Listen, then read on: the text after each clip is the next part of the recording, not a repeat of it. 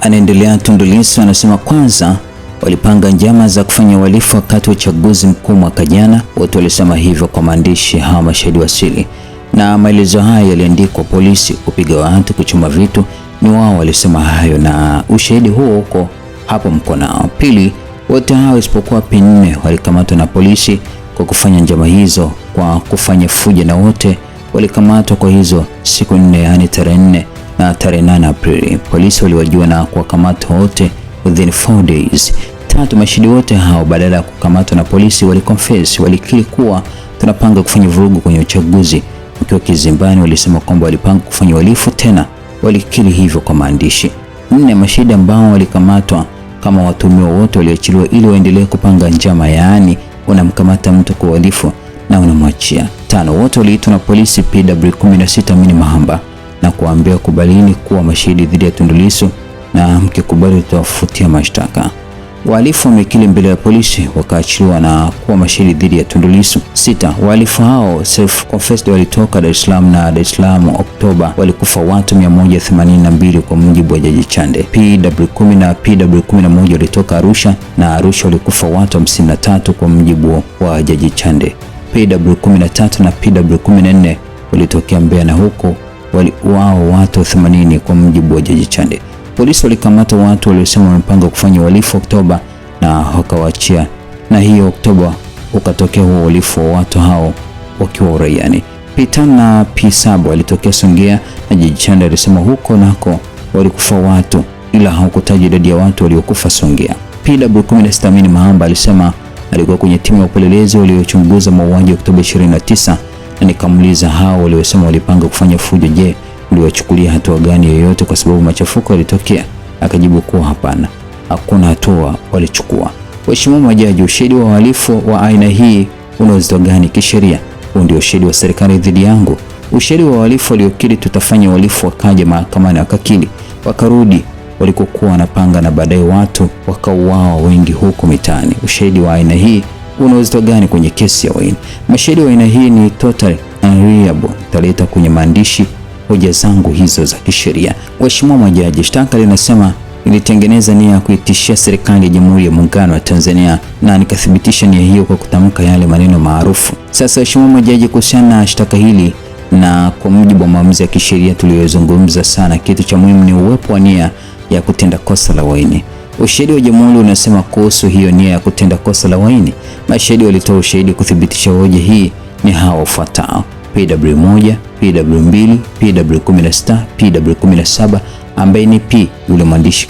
Kwa ridhaa yenu naomba nipatiwe exhibit D1, D15 na D16. Na majaji wanaandika na hizo exhibit zinatafutwa. Ushahidi wa PW1, Jaji Bagem msaidizi wa Mafuli kuhusiana na nia ya kutenda kosa la Wayne inayodaiwa katika hati ya mashtaka. Kwenye ushahidi wake alisema kwamba mimi nilitengeneza nia ya kuitishia serikali.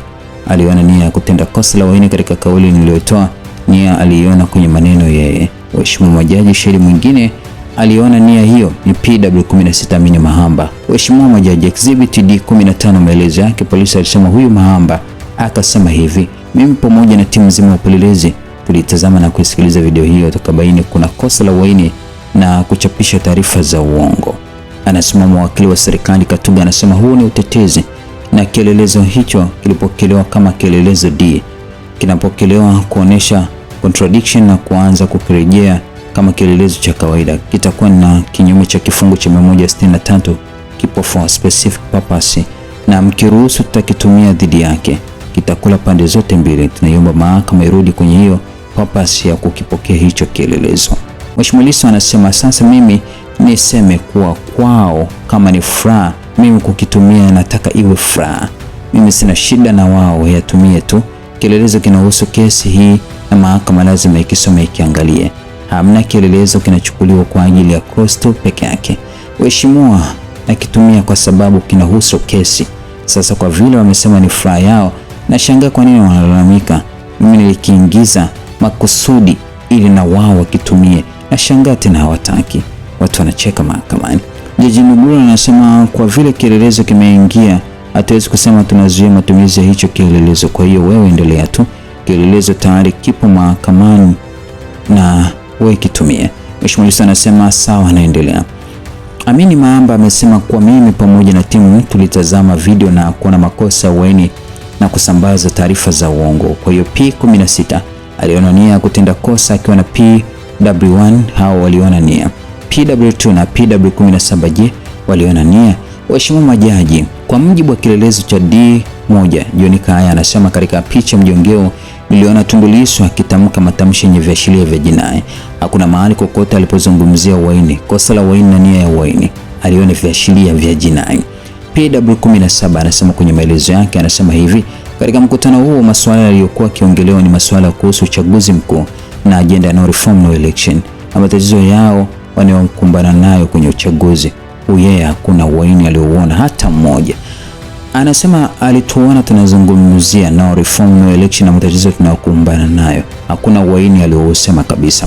P17 ndiye shahidi pekee aliyekuwepo kwenye mkutano na hakuona kosa lolote la uhaini. Hoja ya pili inayogombaniwa kwenye kesi hii ni manifestation ya hiyo nia. Maneno ni haya, wanasema kitu kimoja hapa, msimamo huu unaashiria uasi. Anasoma yote yanadaiwa kusema, ndio maneno hayo.